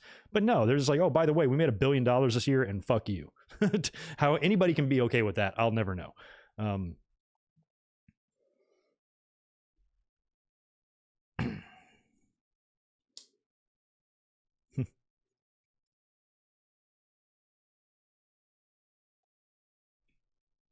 Oh yeah, you're a teacher too. Well, bless you, sir. I've done one on location video. I did one when I was in Hawaii a couple of years ago, which was kind of a sad one. I did that on the same day my dad died. But I did a video. I think I was previewing a pay-per-view or something because I was out of town and I did it from the balcony of my hotel. Oh man, I didn't know that, Barry.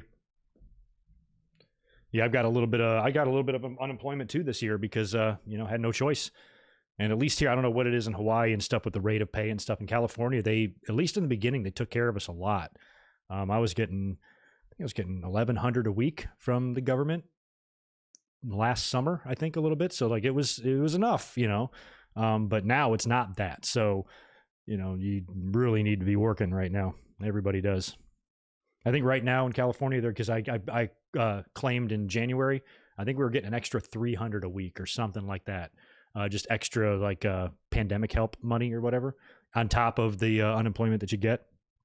So it's keeps you afloat, but it's certainly not doable for the long term. So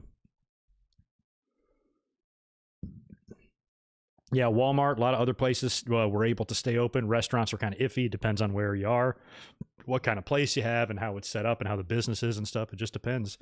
But, you know, think about everything else like gyms and other stuff that, you know, gyms and water parks and I don't know, anything else where just people are in, you know, contact with each other. Movie theaters is another big one. You know, people might be funny about going back to movie theaters now. I might not. I never really enjoyed that much going to the movies either anyway, but so I'll live without it. But a lot of people enjoy the, you know, the experience of going to the movies is, you know, is ingrained, you know, in our culture and stuff, you know, going to the movies and getting a popcorn and a $13 soda and sitting there and watching a movie on a, you know, 90-foot long screen and shit, you know, that's always been fun. And now I don't want to go back into a movies, even if I, you know, even with the pandemic and it gets better and, you know, the numbers drop and vaccines are distributed, I'm still not going to be that comfortable going, you know, and sitting next to people and shit. So, it's going to take a while. So, you know, people like that were just truly affected. And then once all this, like, assumingly does blow over in a couple of years, you know, we're on the other side of it, how many businesses were lost, you know, and how many people not only had to let go employees, but they had to shut down their business entirely and stuff. It just sucks.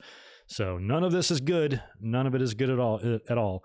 And even though I was unemployed a couple of times and we had to reopen and close and everything, at least I had the unemployment there. At least that was there. You know, hopefully people who are unemployed have savings and things like that to try to at least keep them afloat. And, you know, if we just figure out the stimulus stuff and the government do a better job of paying people just to kind of stay home and get this pandemic under control, that would be a lot more help instead of the tough financial problems that so many people are in. Casey Catanzaro heat was fine. I didn't care. People go out and do shit all the time. I mean, I just think it was hilarious how she kind of came out and did the video about the proper way to do shit during the pandemic. And then she's shown out just hanging around people and stuff. And, you know, my restaurant is like that. I've talked about that. My restaurant is in a very, very rich, ritzy part of California. So it's all these people that are so rich and they don't want to, ever since this started, they do not want to be bothered by this pandemic. They're too rich to get sick. That's really what they think. And now that we've been reopened at the restaurant, we are packed every night. We did like 300 covers last night. We only have a capacity of like 110. You know, we did over 300 people. We basically had 3 turns in each of our sections and tables are right next to each other, you know, 4 tops sitting, you know, 2 feet away from another 4 top, and all 8 of these motherfuckers, none of them have masks on. They don't know each other. You have to wear a mask when you come in and you sit down, but as long as you're eating or drinking, you can have the mask off, but there's no distancing between the tables. You know, and people don't care. Nobody, we haven't had any customer really this whole year, maybe 1 or 2 that were a little bit iffy that have come in and been a little bit uncomfortable. Like, oh, I feel like we're too close to them. I've had a couple people request that and they've always been real nice about it. So I've been happy, but I haven't anybody bitch or complain. If I did, I'm like, well, then what the fuck are you going out to eat for? If you're that worried about the virus, I wouldn't be going out to eat. I don't want to. You know, so I would not do what these people are doing, but I have to be in contact with these assholes. And I'm wearing a mask, a real thick mask and everything, and I'm doing everything right and sanitizing, but I still have to come within just a couple of feet of complete strangers, 75 of these motherfuckers a night. You know, how I've not caught this thing, I don't know, unless I've had it and passed it through. I'm almost amazed, but it's almost like it sucks. I'm in a really weird position and in a unique one, because on one hand, I'm infuriated that people take the pandemic just not seriously at all, because they're just rich and they want to do whatever they want. They come up and they hug each other, you know, hey, Bill, and they come up and give each other a big maskless hug and, you know, and shit like that. I'm like, my God, they just don't give a shit. So part of me is infuriated by that these people are they have so much ridiculous rich white privilege that they're just too rich to be bothered with the inconvenience of a pandemic. But at the same time, I'm also grateful that they're in there spending all their money because they're all rich and we can charge these morons through the nose, for food triple overpriced. They don't care. They're just there to be there and be rich and pay money and stuff. So, it's saving my life. Their stupidity is saving my life. And that's a really weird spot to be in. And I have to make a choice, like, okay, I really think people who don't take the pandemic seriously are fucking stupid. And we've seen, how bad this can be. And if you still think it's not that bad, then you're just not fucking paying attention. I don't know what the hell you're watching, so I really hate people that don't think it's a big deal and don't want to, and are selfish enough to purposely go to stores without a mask, because they don't care about other people. It's all about them. They're all in their own little world. I'm not going to wear a mask. Fuck everybody else. It's about me. It's all about me here. That's their mentality. So as much as I want to fucking punch these morons in their fucking teeth, in terms of the restaurant, it helps me. It's been paying my bills and shit. But people are pretty good at my restaurant. Nobody's an asshole at my place about the masks. Everybody wears them, but they treat it as an inconvenience. If somebody gets up from the table and heads to the bathroom, I've had to tell people, like, put your mask on, sir. And they're always very, oh man, fuck, I'm sorry. And he goes back to the table and get the mask. So we're in a good spot where nobody's an asshole, but at the same time, they wear their masks and they do what they're supposed to do to get in, but then, they just, we get parties of 10, 12, going inside, just even though they're family members, just being around each other and, all riding in the same car and then all sitting at the same table. You motherfuckers are going to catch it. But at the same time, you're here, you're spending money. I'm wearing my mask around you and I'm trying to, not, breathe in the same air as you and try to sanitize myself and be as careful and cautious as I possibly can. So it's weird, I don't know what to make of it sometimes. Oh no, what's wrong with Johnny G? Oh Lord. Him and Austin Theory have got a bromance there. Let's do a big ceremony and have Eric Bischoff be the officiant, and he tears off the makeup and then 3-minute warning whips their asses. That would be all right. Oh, Pat McAfee tweets out, the Undisputed Era is dead. Not so fast, Patty. Not so fast. Oh, I didn't know Casey deleted her Twitter. She'll be back. See, the thing about wrestling fans is they're all dumb. Like they'll forget about it. Like they have the attention span of a fucking gerbil. So it will not take long for them just to completely forget about it or move on or find the next person to attack. And then Casey will be back. The Bucks deleted their Twitter too, and then they're back, of course, so nobody deletes it forever. She'll be back.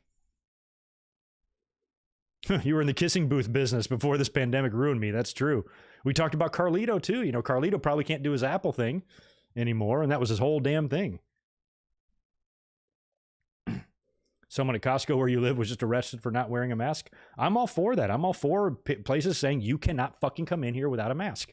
And if you're too much of a pussy to put this thing on and just make it slightly hard to breathe for fucking 30 minutes while you're in Costco, you'll live. People act like they're asked to put a noose around their fucking neck or something. I saw my sister yesterday, and she was I have two sisters, and one that I really like and one that I only sort of get along with. And the one that I only sort of get along with, of course, was complaining about the mask. I just can't do the mask. It's so hard to breathe in it. And it's just like, oh my God, you sound like such a fucking white asshole. I just can't do it. It's just too hard, and it's like, I just want to wring their fucking necks.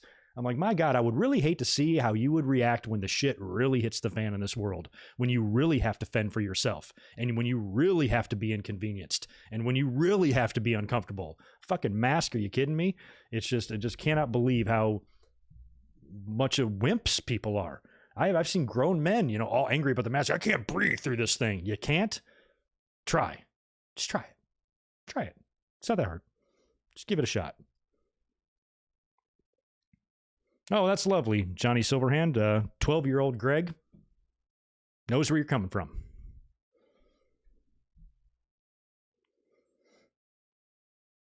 Yeah, and I would assume, Barry, you worked at a theater. I would assume, like, theater work is probably pretty fun. It'd probably be pretty fun to work in a movie theater, I would think. I went right into restaurants at such a young age, but when I was younger, and if I would have had like random jobs working at the mall or working at a movie theater, or working at a grocery store or something like that, that would have been a fun one to have. I would have probably been into that. But the restaurant swallowed me up, and it's still chewing me up. I'm still in its belly, never to get out until I retire.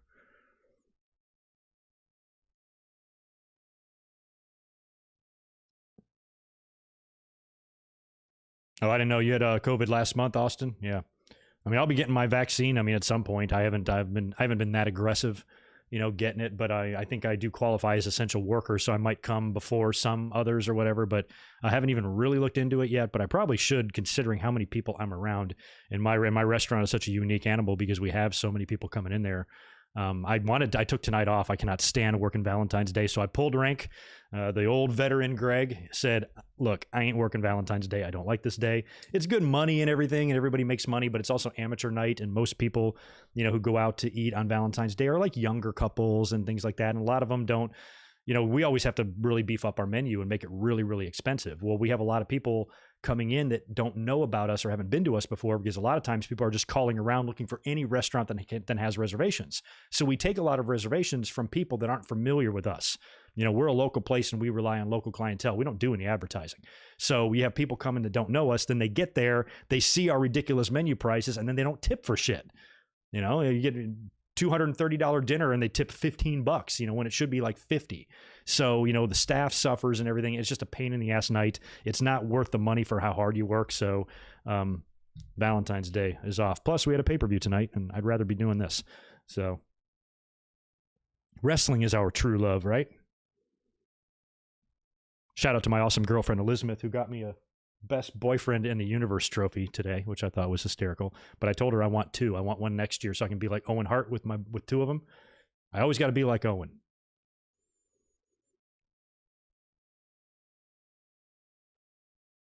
Oh, wow. I can envision exactly what kind of boss you had. So you said working at the theater was fun sometimes, but a lot of times you had to do dumb things like wait for your boss to come back from the store for food. He took him hours at midnight with no traffic. He was probably just going off doing God knows what. With the jobs that I've had, like managing restaurants and stuff, I would have to leave the grounds a lot, especially not so much here. Well, yeah, sometimes here. But back when I worked my GM job on the East Coast, I would have to leave every day. I'd have to go to the bank usually twice. I'd always have to go get something. The restaurant needed something. Luckily, we were close to a Home Depot and shit like that. Maybe the bar needs a new TV and I got to run over to Best Buy to buy one of those or something. I was always, or go down to the like restaurant supply store, pick up a rack of glasses or, uniforms or anything like that. I always have to be out getting shit all the time. So I would, a lot of times I would have, the best server would kind of be in charge while I was gone. And I'd go in the middle of the day when nobody was there and, it's a slow time anyway. All right, I'll be back. And, being out in your car, I had to go pick up liquor. That's another thing that's different here in California, where you can just get everything delivered. In North Carolina, you had to go pick up the liquor from the ABC store, just like you would buy it if you were a civilian. You just go into the ABC store and buy it, where here we got vodkas and bourbons and CVS and grocery stores and gas stations and shit. But in North Carolina, it's not like that. It's at the liquor store. And the same goes for restaurants. When they order it, you have to go through this huge hassle of these order sheets, and then you have to fax it in. Then you have to drive your car to go pick it up. They don't deliver it. So I had to go drive my car once a week, every Wednesday, to the liquor store. And a lot of times I'd be there with other restaurant managers waiting in line to get our liquor. And then you have to check each bottle off individually, but sometimes I'd get 200 bottles of liquor. So it's just a long fucking process, and you got to load it in your trunk and drive it all the way back up to the restaurant. It was a pain in the ass. So every now and then I'd want to stop and get a fucking cheeseburger or something and take my time getting back if I knew the place was in good hands, which it clearly was in yours, Barry's, because your boss took advantage of you. That's the way it goes. Deshaun, appreciate 2 from you. Did you hear Okada possibly could appear on AEW? I would love that. That would be awesome. He would be another one that I think would be likely to show up there just based on his history with Omega and stuff. It'd be really cool if Tanahashi could get there as well. Any of those guys would be fun. But I could see Okada headlining an AEW pay-per-view just for shits. They might want to do that match. I mean, think about if you could get fans back by then and you book an Okada Omega all-out match. Think about it.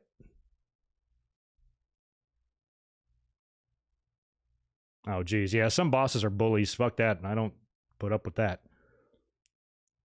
I've had demanding bosses. I've had overly demanding bosses and bosses that put a lot of stress on me, but nobody ever bullied me or treated me like absolute shit. My job in North Carolina was soul sucking, and I'm glad I got out of there. But without it, I wouldn't have been able to be here making the type of money I make. So it's like I needed that experience, but I almost resent it at the same time because I felt like it was very stressful for me,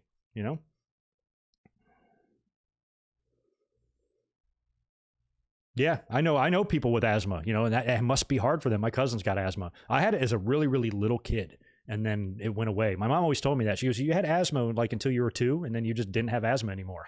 I didn't know that was the way it works, but apparently that was the case with me, but I haven't had any breathing issues, but I know people who do. And I'm sure that makes it very difficult. The masks suck. I'm not saying masks don't suck. It is not fun to wear that fucking thing on your face. I am not at all saying that. I'm saying don't be a pussy. Wear it. Think about others. Think about more than yourself, which is what everybody's problem in this world is. And every time I see somebody, pandemic's not that, blah, blah, blah. The fact that you give that little about lives around you tells me all you need to know. Your argument about the mask doesn't matter. It's your selfishness that's front and center here. So they don't understand that. They think, oh, pandemic's not that bad. I'm like, what you don't realize is you're just acting like a fucking douche, you know, for no reason, because you're a selfish asshole. You know, no care in the world for any human life other than your own, just like the former president used to be. So I don't like people like that. Get the fuck away from me, and be a little more considerate, and don't be stupid. I've said that a million times. Not being stupid shouldn't be a partisan issue. No matter which side of the political fence you're on, we should all agree to not be stupid. But it's not like that. It blows my mind. Only in America. Only in America. Oh, story from John, or story of John, WrestleMania idea. Kevin Owens versus Jey Uso Falls Count Anywhere match. It gives Owens the chance to jump off the pirate ship. Yeah, I mean Owens owes Jey a lot of ass whippings considering how many times Jey has saved Roman's ass. And Kevin Owens, based on his performance at TLC and Royal Rumble, and obviously what he's probably going to do at the Elimination Chamber, I don't know how you put him through all that and don't give him something meaningful or big to do at WrestleMania. I don't know how you get away with not doing that. So I think Owens in some sort of a big match would be great. Last year he did jump off the big sign and landed on Seth. Maybe he wants to do the pirate ship deal onto Jey.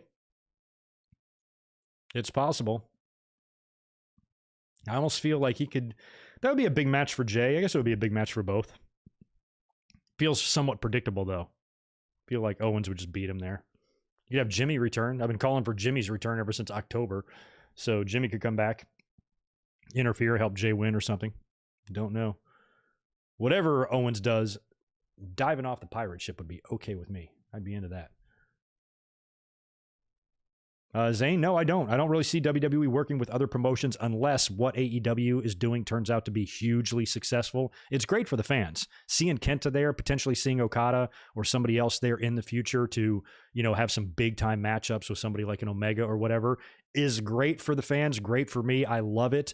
If it doesn't translate into any sort of, you know, higher viewership or more buzz, or if it doesn't help grow AEW in any way, then I think WWE is likely to ignore that policy because they never really have done anything like that. They do small stuff. You know, they've had a couple of agreements here and there with TNA in the past, and of course the Evolved shit. I think they purchased Evolved, but they've never really had a full-blown talent swap or invasion. The closest they ever got to that was in '97 with ECW, and that was pretty surreal at the time to see too.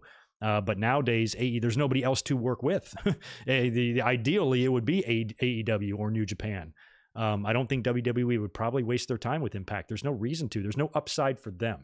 And I think a lot of reasons why AEW is working with these other companies is that it does help them because AEW is the bigger of the group there. But in a way, it does help AEW as well. It plugs really good pieces of talent like we're seeing right now with the Good Brothers, Thunder Rosa, Serena Deeb, Kenta, potentially an Okada or somebody like that from Japan, and more if a working agreement actually starts. Maybe a Jay White in the future. Jay White could be tied into all this somewhere.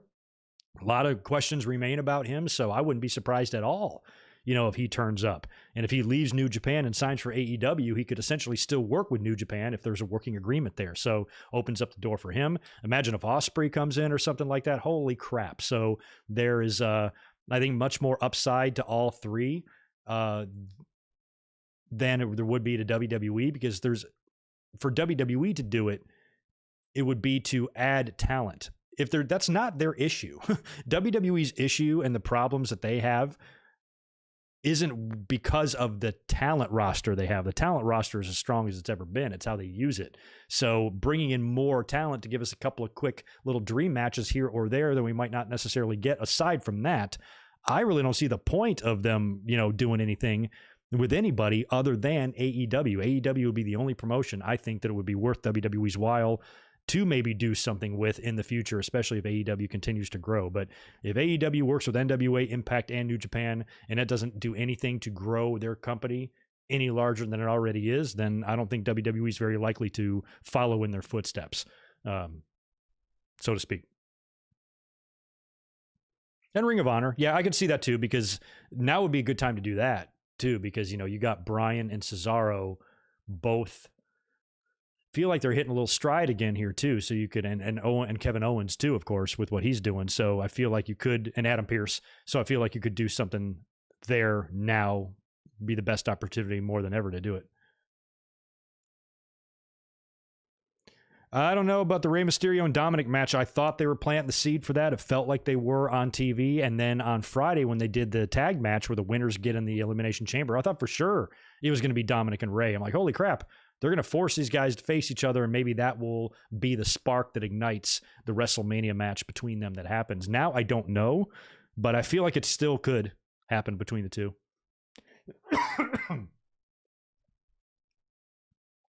That would be interesting. It would be the second real life father-son match, right? Vince and Shane, now Ray and Dominic. We've had Matt and Jeff. Not sure any other real life immediate family members that have wrestled.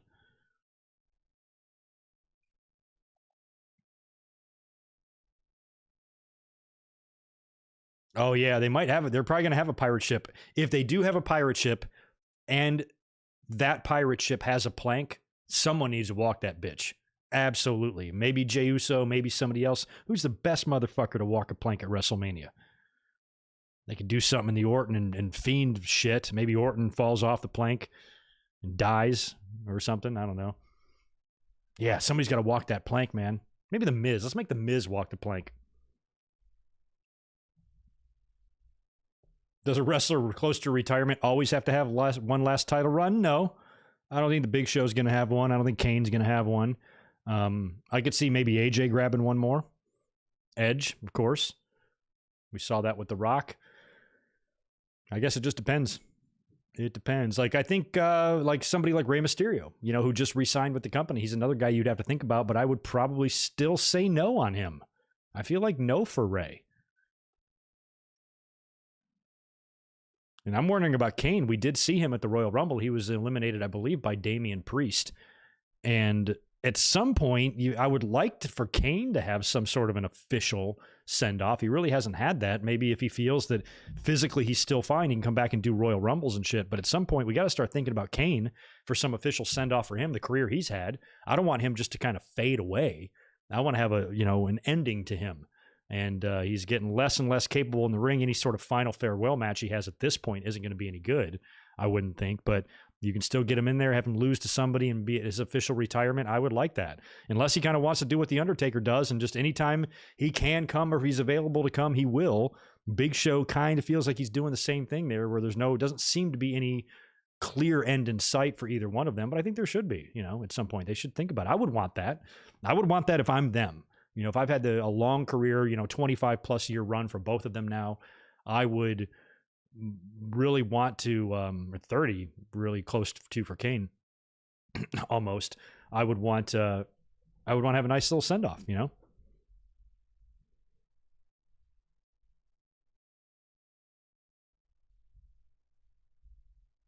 Kevin Owens or Jeff Hardy. Yeah, Jeff Hardy better be careful. Yeah, somebody diving off the plank or at least being thrown off the plank would be pretty awesome. I think WrestleMania is going to be good. We saw how the Super Bowl looked very good, with the cardboard cutouts and shit. I don't think WWE is going to do exactly that, but they're there. Apparently they had representatives and they had officials at the Super Bowl kind of surveying the situation and seeing how they're doing it, and they're putting plans in place. I trust them.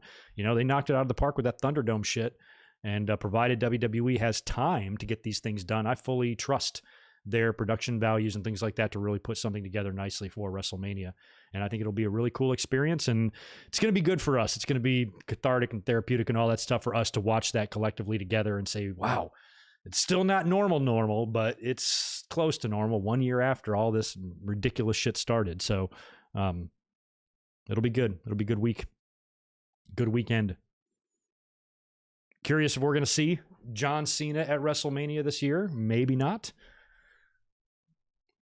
think Edge might be the lone kind of comeback kid this year. Let the spotlight stay on him. Anybody else like Cena or something coming back for a match? I don't know. Might take away from Edge a bit. But it didn't last year. Cena and Edge both worked. I wouldn't exactly hate that. Now, I just said that out loud. Would you guys, what would you think about, like, I'm on the fence about it because those matches were pretty good back in the day. Would you guys be down with just a Cena Edge match for old time's sake? Just one? Just one? We have 1 million pay-per-views a year. Like, would it really be hurting anything to do it once? Maybe even for a championship? Maybe Edge wins the title. Cena beats him for it for his final run. That way, at least Cena isn't beating a young guy, right? Isn't there an upside there? Cena's just going to beat fucking Adam Cole or whatever, What if he beats Edge? What's the difference? How does that harm anything on the roster? If Cena wins his Ric Flair record-breaking title win against someone like Edge, defeating him doesn't damage any future, at all. So that might not be a bad idea. What's that kid's name, G? The Lesnar lookalike.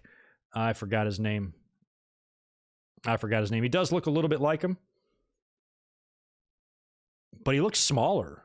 Maybe he looks shorter, I should say. He's definitely a big, beefy guy. And I suppose he does look a little bit like Brock Lesnar. Nobody looked to me more like Brock Lesnar than Ludwig Borga. To me, he looked just like him. To me, very similar. Rest in peace, Ludwig Borga. He was in Die Hard with a Vengeance. Did you guys ever see that movie? Sam Jackson and Bruce Willis. Yeah, we figured it was going to be in the 20 to 25,000 range for WrestleMania. That's what they had at the Super Bowl, so that sounds about right. Parker Bordeaux, thank you. Scarlett's brother.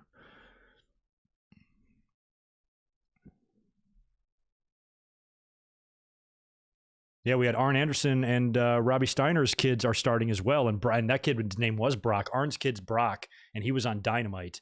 And looked like a pretty big, beefy guy. And Steiner's kid looked just ripped. I saw a couple of pictures of him, and he looks a lot like his dad a little bit, but maybe even better shape almost. So I'm excited to see them specifically. Don't know Parker's background, where he came from, and all that. Well, yeah, Cena's too busy in the movies, but he can come back and do a Mania. He'll win a title again. If y'all think Cena has won his last title, you are smoking crack. He absolutely will. Once he'll have an opening. He's like The Rock now. It's so ironic, Here we were 10 years ago, to the day, when Rock comes back on Raw and talks shit to Cena because Cena talks shit about him and gave Rock shit for turning his back on wrestling. I would never do that, is what he said. I would never do that. Rock turned his back and went to make movies. And don't get me wrong, I respect him. It's just, he says he loves wrestling and, he's full of shit. And here Cena is doing the exact same thing. And Cena's admitted to that. He's admitted he was wrong in that, which is stand-up thing to do. And he knows that. It's a little bit hypocritical because here I am doing the same thing. And Cena, I got to say this for Cena, it's going to be tough to top The Rock. I mean, The Rock is, arguably the biggest star. I still cannot believe that. Even when The Rock first started out with The Mummy and Walking Tall and, a couple of the other movies he did, we were all still really amazed that he was doing that, but he became just so huge, and he's the most sought after movie star, and he's good. I mean, he's like an action star. He's like a modern day Arnold Schwarzenegger, really. Because he does the crazy, action-packed movies, but at the same time, he does the fun-loving ones. He does the Tooth Fairy, where Arnold does twins, where, what was the one where he's pregnant? Arnold was pregnant in a movie and shit.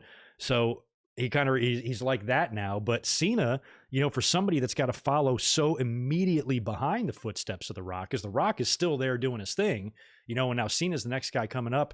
He's not embarrassing himself. He's not Hulk Hogan. In these movies, he's actually funny. He's good. He gets good reviews from people, and they like his performances. So to have another big muscle head, he's very different than The Rock. He plays different roles, but I think he could also play roles like The Rock if he had to.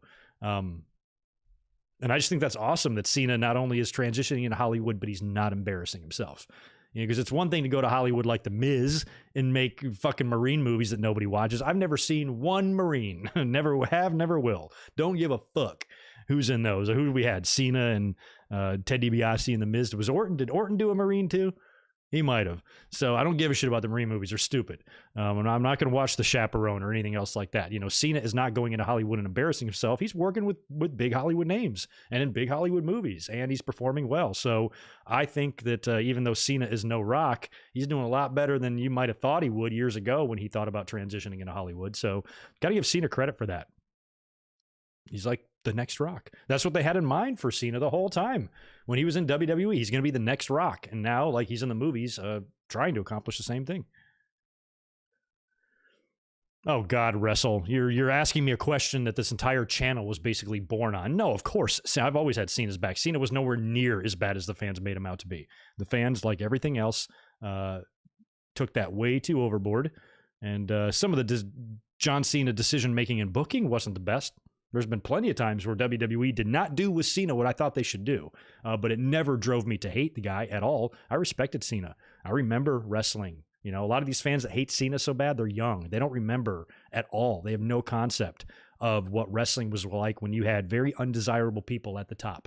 People addicted to drugs, criminals, assholes, douchebags, bullies, people like that would stomp on anybody's throat to make themselves richer. No team player mentality at all. Everything was just political, and you had guys dying left and right that were unreliable, getting arrested. You know, WWE champions getting arrested with drugs in the car. You had former WWE champions killing themselves, their sons, and their wives.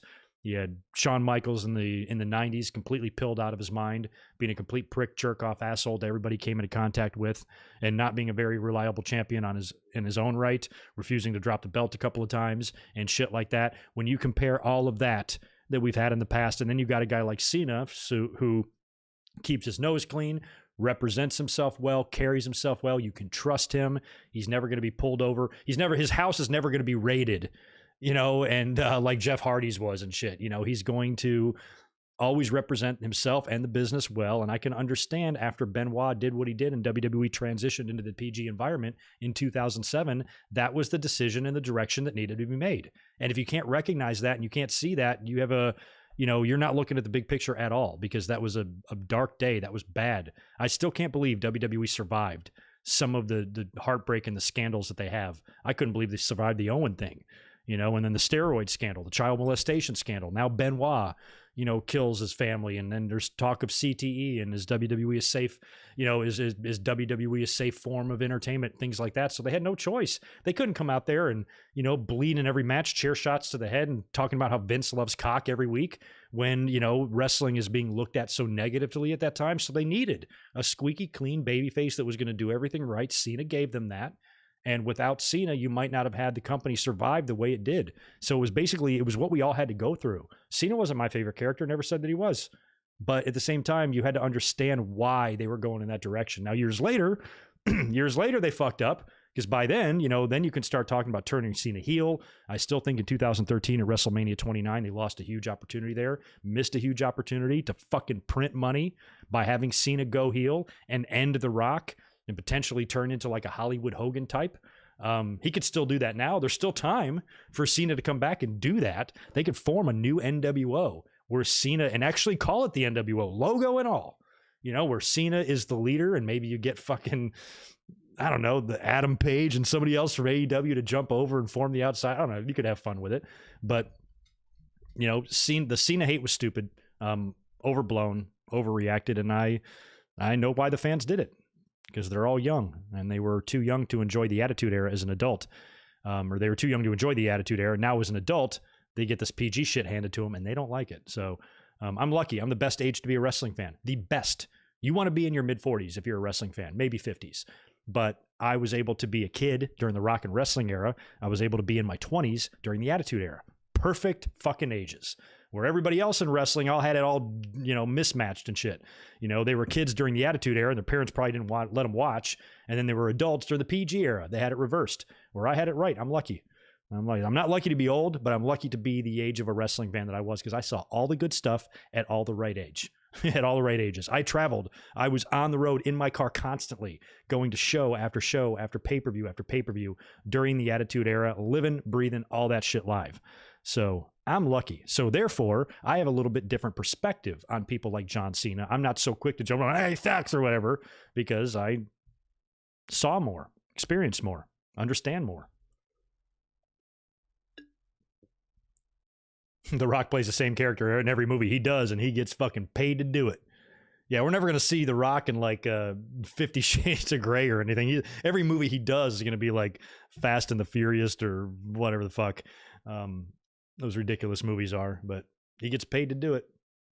I thought it was hilarious. I've never seen the Fast and the Furious movies, don't know nothing about them. They look fucking ridiculous to me. But I do remember hearing about like the Vin Diesel and Rock beef to where they were almost like treating it like wrestling. Apparently, like there was a scene in one of the movies. You Fast and Furious fans, help me out. Is there a scene where they fight? And I remember each camp, like their managers were negotiating with like how many punches each guy landed in the fake TV movie fight. Like, oh my God, it's very much like wrestling. You know, it doesn't work for me, brother, or whatever. So, you know, Rock has to protect his character that virtually is almost the same guy in every movie. It's very true. Oh, 12 rounds Orton did? Or maybe, I don't remember. I thought he did a Marine, but I don't keep track of the Marines. It's not my job. That's y'all's job.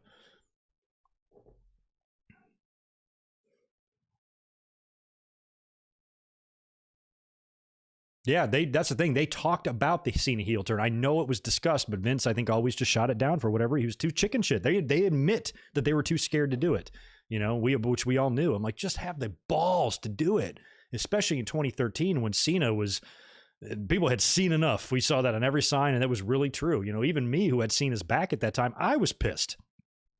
Not at Cena directly, at WWE for missing a huge opportunity to give us one of the best endings to a WrestleMania of all time. And they snatched the rug out from under us, and it was the lamest shit ever. But unlike everybody else, I wasn't attacking Cena. Cena wasn't what was pissing me off. It was the decision, the finish of the match. All that sucked. But oh my God, you had fans coming out of the fucking boy, were freaking out. Oh my God. People wanted Cena to die and all this. I'm like, boy, you guys just do not know how to manage or direct your anger at all. Medicine, shock therapy, regular therapy. Y'all need it. Never saw the game plan. As a matter of fact, I never saw a lot of the Rock's movies. I've seen very few of the Rock's movies, actually. I can't even think of any I've seen. I did see one. I saw the one with Jason Statham. Randomly went to see that. I don't know what it was called now. It was like a Fast and Furious type movie. A bunch of action, a whole bunch of shit going on. So I guess that one was kind of good. But yeah, I haven't really watched. Never saw Tooth Fairy. Never saw. I think I did see Walking Tall way back in the day. Never saw any of the Mummy shit. Never saw anything he did. But still love The Rock. Still hope he comes back once. Yeah, the merch was the big thing too, and I remember that. I'm like, really? We're talking about T-shirts here. You're not. You would have made that money up and just buzz, you know. And now the fans have a legitimate reason to dislike Cena. And imagine if Cena was to do something as successful as Roman is doing now. Only Cena has an audience to play off of. You know, they would have made that money up real quick with other money instead. So what? You lose merch. So what? Gives the opportunity somebody who would, you don't even really lose that much because really all that merch is going to be transferred onto somebody else. If you're going to buy a Cena shirt and now Cena's a heel, well, I'll buy somebody else's shirt instead. You know, so I don't think they would have really lost as much as they thought, and it would have been worth the risk to do what they did. You can always come back from it. Sergeant Slaughter became a babyface again. Motherfucker burned a flag, didn't he? You know, he burned a Hogan shirt, but he was like an Iraqi sympathizer during the Gulf War. He was a babyface again. So if Sarge can do it, Cena can do it. It would not have been the end of the world. Vince should have given it a shot. Who would win a fight between Mr. Nanny and the Tooth Fairy? That'd be a good match.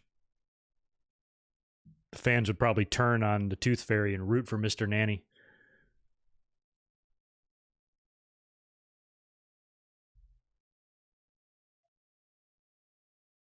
Wow, I've never seen any of these movies. Never saw San Andreas. Never saw Jumanji. Never saw shit. I never even saw the original Jumanji. Isn't that the one with like Robin Williams? I never saw it. I did touch on it. Okada and Omega in AEW would be great. I would love for them to save that for like an all-out Chicago, Rosemont Horizon, or whatever it's called now. sold out crowd, pandemic over, hopefully. Okada, Omega. Kevin Kelly sitting in on commentary with JR. Oh my God. Give me some of that.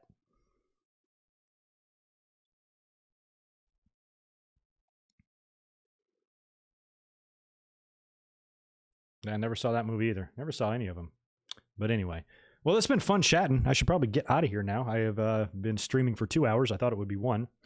I got to get ready. I got to go out of town in the morning, so I got to get some stuff prepped up. And just as a reminder, I will not be here tomorrow night to review Raw. I'm very sorry for that, but I never have missed a Raw before, so I think Raw might suck tomorrow anyway. We've got a gauntlet match on tap. All the members of the Elimination Chamber are going to face each other for the right to enter the chamber last. So that's what we got on tap for tomorrow night on Raw, and it will probably be somewhat of an underwhelming Raw, even though it is a go-home show.